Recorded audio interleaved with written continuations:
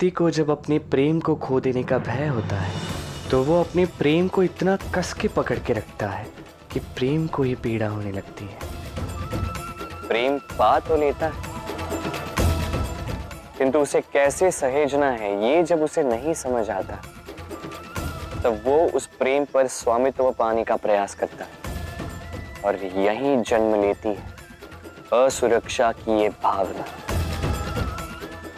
ईर्ष्या। और ये सबसे होती है स्वयं से।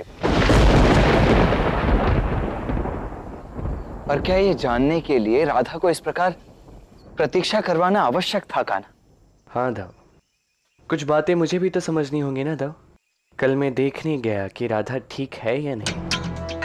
राधा ने मुझे आभास करवाया कि सारा दोष मेरा है, जो मैंने स्वीकार भी कर ली।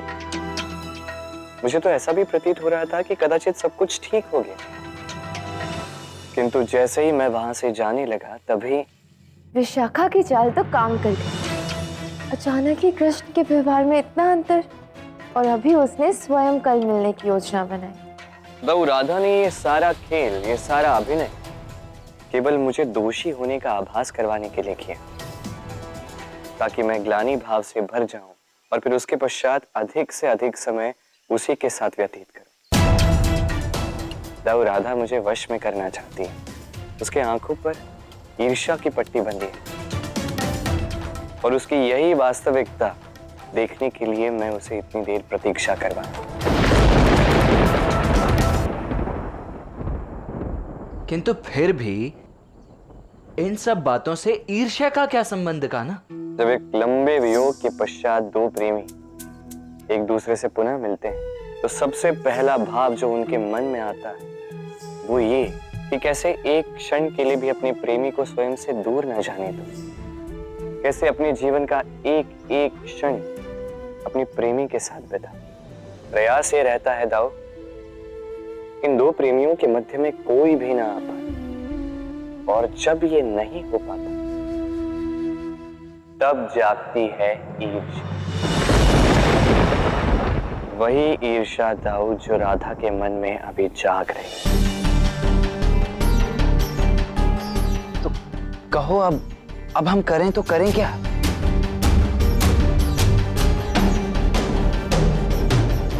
बचाओ!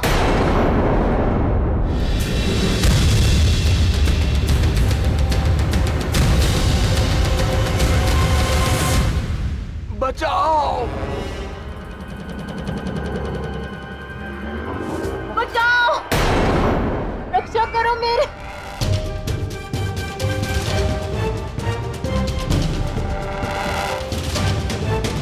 बचाओ!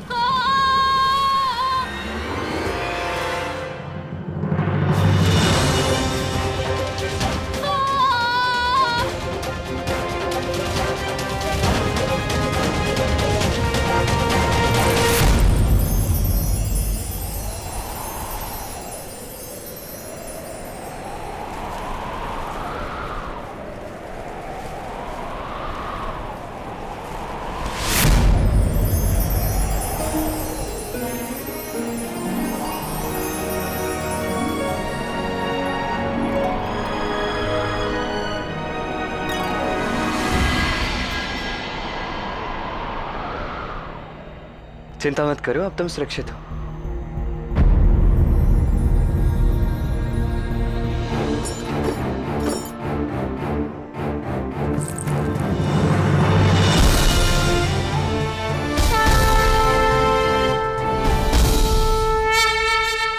कान्हा, ये कन्या ठीक तो है ना? हाँ, कदाचित ऊंचाई से भयभीत होकर मूर्छित हो गई है।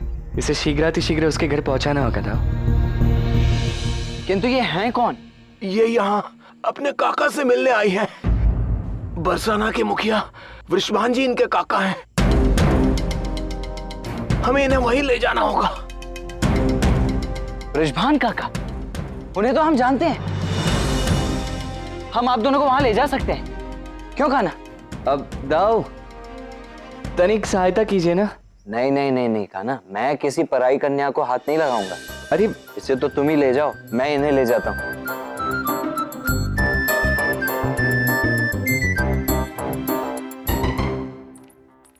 अरे राधा, क्या हुआ तुझे?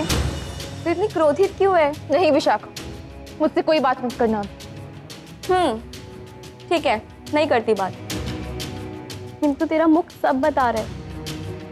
अवश्य कृष्ण ने कुछ किया होगा ना? देखा, मैंने पहले ही कहा था कि जैसा मैं कहूँ वैसा ही करना, पर तूने तो कुछ सुनना ही नहीं है। देख राधा, मैं इन पुरुषों को ना भली भांति जानती हूँ, वो कभी बदल नहीं सकते, और इसीलिए हमें अपनी प्राथमिकता उनको व्यक्त करना आवश्यक है और हर क्षण उन पर दृष्टि रखनी चाहिए।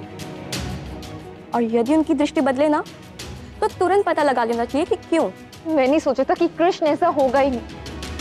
मैंने सोचा था कि मैं उसे जानती हूँ, मैं उसे क्षमा करने को भी सज्ज थी, किंतु वो आनी दो से, मैं उसे बिल्कुल क्षमा नहीं करूंगी।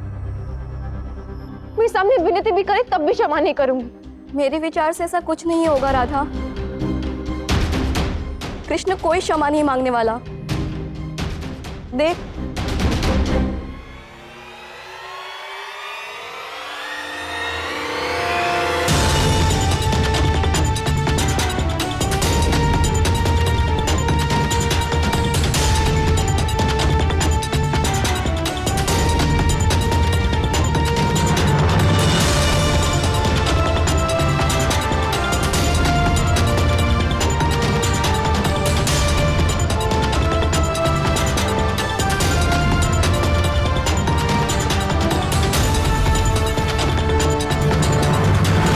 अद्भुत, उत्तम।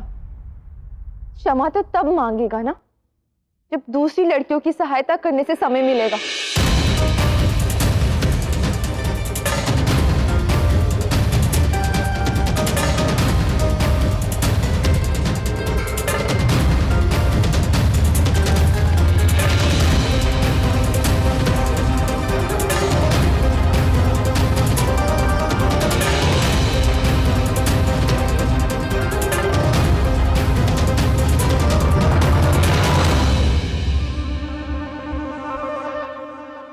ये तो वृषभान काका के बड़े भाई चंद्रभानु जी की पुत्री है। इसका नाम क्या था? चंद्रावली।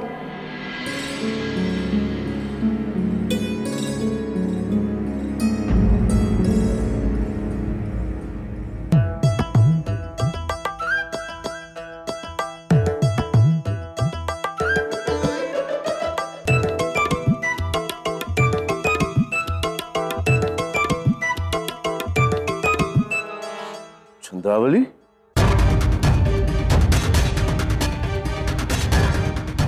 क्या हुआ इसे? ये सब कैसे हुआ? ये ठीक तो हो जाएगी ना? चंद्रावली? किंतु चंद्रावली मूर्छित कैसे हुई? काका काकी, अब ये ठीक है। एक बहुत बड़ी दुर्घटना घटी है।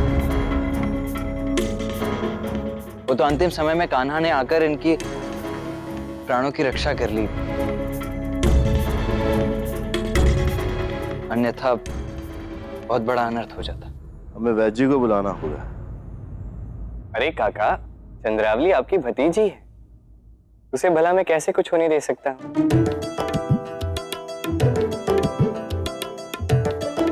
मैंने आते आते ही वैद्य जी के पास एक संदेश भिजवा दिया था, वो आते ही होंगे। मेरे भी कुछ कर्तव्य बनते हैं ना।